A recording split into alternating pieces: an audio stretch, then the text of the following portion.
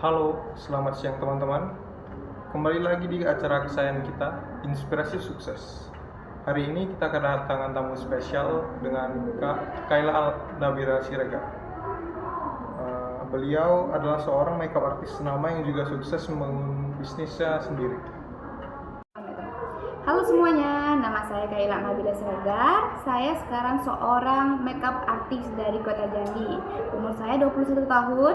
Saya berpendidikan dulunya di Universitas Batanghari, jurusan Pendidikan Bahasa Inggris. Saya satunya di situ dan alhamdulillahnya sekarang bisa jadi makeup artist walaupun nggak jadi guru ya teman-teman.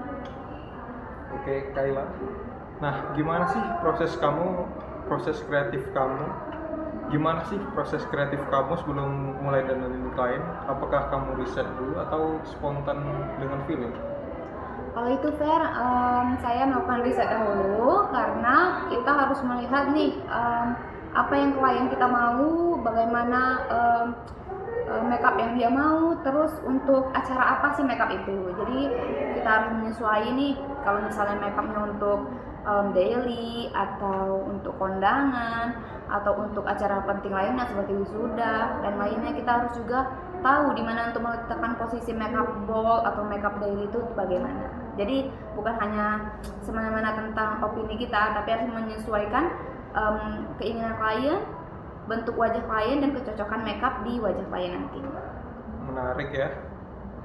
Ada perbedaan nggak antara makeup untuk acara biasa atau untuk wedding gitu? Dan mana yang paling kamu suka? Khususnya kalau antara daily sama untuk wedding itu berbeda jauh ya Fer. Karena kalau daily itu kayak makeup yang cuman digunakan sehari-hari, kayak yang simple, mungkin waktu kita mau pergi ke sekolah itu kan tipis-tipis, atau mau ke kampus, mau belajar. Beda dengan halnya wedding, karena ini benar-benar harus makeup yang tahan lama tuh Fer. Karena acara kan dari pagi sampai malam tuh, jadi harus benar-benar ada base di wajah lainnya itu yang nggak membuat makeup itu mudah luntur. Jadi semuanya itu sangat berbeda banget. Pernah nggak dapet klien yang requestnya ekstrim gitu? Requestnya ekstrim, pernah nih, ada 2 orang ya, aku ceritain satu aja. Jadi waktu itu dia itu mintanya makeup untuk lamaran. Sebenarnya ekstrimnya itu karena permintaan mereka itu dari makeup lamaran, taunya digunakan untuk makeup wedding. Jadi kan di situ kan disalahgunakan.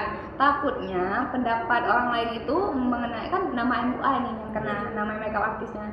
Takutnya ada komentarnya yang bilang, makeupnya begini untuk wedding, padahal pemesan itu mesennya bukan untuk wedding. Jadi takutnya itu kita tuh dihujat, gimana ya Fer? Dihujat kalau makeupnya itu gak cocok dengan acaranya, padahal sepenuhnya di belakang layar itu bukan kesalahan makeup artis gitu. Jadi kalau gak nyambung ya? Iya benar-benar.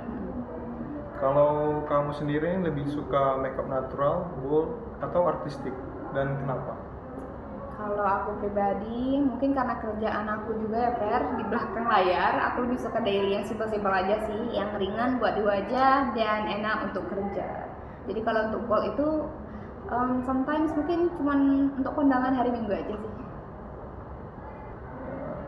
Nah, sekarang aku bakalan nanya pertanyaan tentang seputar industri dan tren. Menurut kamu tren makeup sekarang lagi ke arah mana sih?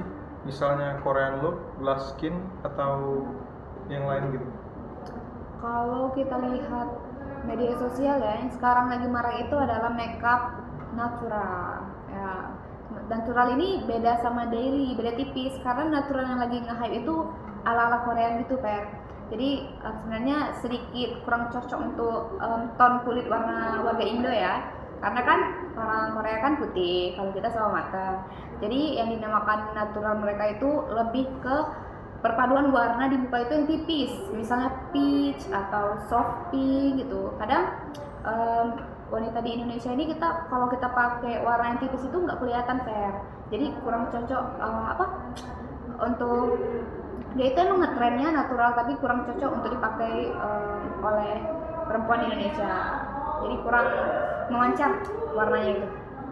Gimana cara kamu menanggapi tren makeup TikTok atau Instagram? Lebih banyak ngikutin atau tetap punya gaya sendiri?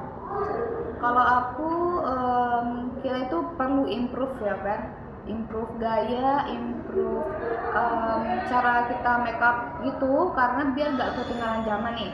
Nah, jadi cara aku agar bisa tetap menyelipkan ciri khas itu dari perpaduan warna yang aku ambil atau tekniknya. Nah, dan juga personal branding tentunya kan. Untuk itu aku sangat berusaha banget untuk ngembangin akun sosial aku agar lebih menarik ditonton dan diminati orang-orang. Misalnya di Instagram aku sering post bahwa aku makeup hari ini atau besok dengan gaya yang begini atau begitu. Karena setiap makeup artis itu pasti ada ciri khas yang tetap menonjol dari diri gitu. Nah, kalau ada orang awam yang mau mulai, menurut kamu mereka harus mulai dari mana sih? Kalau untuk yang baru mulai makeup ya, itu tuh dari dasarnya itu mungkin kalau dia memang benar-benar minat itu bisa masuk ke sekolah kejuruan SMK, khususnya jurusan tata rias. Kalau misalnya dia gak ada basic itu, ada banyak banget les untuk makeup nih Fer sekarang. Ada beauty class gitu kan, atau belajar dari salon, ada banyak banget pokoknya. Nah, tadi kamu mention kamu dari universitas jurusan bahasa Inggris. Iya benar. Gimana jalannya bisa ke makeup gitu? Nah, kalau itu lucu sih sebenarnya. Jadi aku itu tamatan sekolah kejuruan SMK 4 Kota Jambi jurusan tata rias. Jadi waktu itu aku berpikir kalau misalnya aku ini kekurangan modal kayak untuk memutar harga makeup itu kan mahal. Jadi aku nyari hobi aku yang lain selain makeup, yaitu bahasa Inggris. Nah, jadi aku ambil jurusan bahasa Inggris ini. Rencananya ke depan, insya Allah bisa jadi guru atau dosen dan juga punya usaha makeup artist atau wedding organizer gitu. Oke. Ada nggak satu pengalaman kerja yang paling membekas buat kamu? Satu pengalaman kerja, mungkin waktu yang paling berat untuk sebelum aku sampai ke makeup artist sekarang ya. Waktu itu setelah tamat SMK aku kerja di satu salon. Rintangan terbesarnya itu adalah teamworknya sih. Kayak ya toksik gitu, kamu tau lah kan cewek gitu kan, toksik. Jadi kalau misalnya ada satu orang yang berproses lebih tinggi bakal dijulitin, lingkungannya toksik. Bisa jadi awal-awal itu sulit berkembang karena aku terlalu ngikutin kata-kata orang lain, takut untuk ini, takut untuk itu, jadi ngehambat banget untuk ngembangin proses makeup aku. Jadi waktu kerja di situ bener-bener bikin aku stuck banget sih, dan bosnya juga kurang nge-support, terlalu menelantarkan kami agar berusaha sendiri, maksudnya kayak kurang ada bimbingan gitu. Gimana sih cara kamu jaga semangat dan terus berkembang di industri yang kompetitif ini? Tetap bertahan itu karena keyakinan. Yang pertama karena keyakinan dan ada yang tekad yang kuat dari dalam hati. Dan jangan lupa juga doa ya. Karena aku yakin dari dulu kalau makeup ini bakalan jadi suatu emas, suatu skill yang memang akan sangat dibutuhkan generasi masa depan. Karena semakin lama penampilan orang itu sangat dijunjung tinggi untuk mencari kerja, untuk sekolah, untuk menarik lawan bicara. Jadi itu tuh sangat penting untuk mempengaruhi juga kepercayaan diri kita.